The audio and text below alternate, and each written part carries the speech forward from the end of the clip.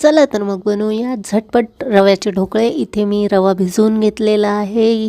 यात मी पाणी आणि थोडंसं दही घातलेलं आहे, मीठ घातलं आहे, तेल घातलेलं आहे. हे सारण आपल्याला साधारण 15 मिनटं भिजवून ठेवायचं आहे. आणि मग त्यानंतर गाणे ऐकत हे भिजून झाल्यानंतर तोपर्यंत आपण मजा घेऊया.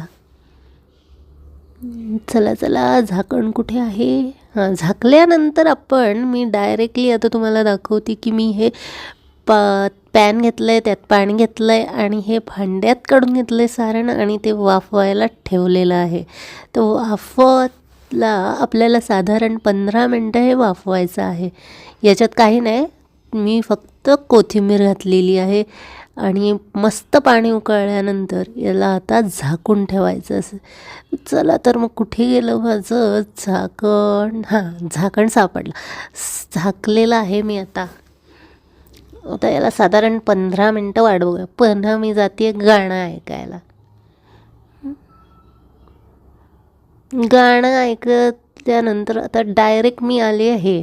आता हे काही फुललं नाही आहे, पण जे आहे जे खरं आहे ते तुम्हाला दाखवते. मस्त पाकळ्यात तुम्ही कापलं आहे. आता मी फोडणी देते आहे. तेल घेतलं आहे, त्याच्यात मी जिरं, मोहरी, कढीपत्ता, धणे आणि मिरची कापून टाकणार आहे.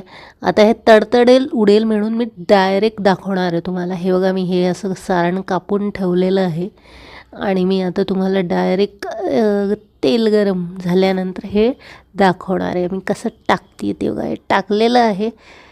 टाकल्यानंतर आता मी डायरेक्ट याच्यावरती ढोकळ्यांवरती टाकलेलं आहे. हे मस्त दिसतं आहे आणि मस्त सजावट करूया.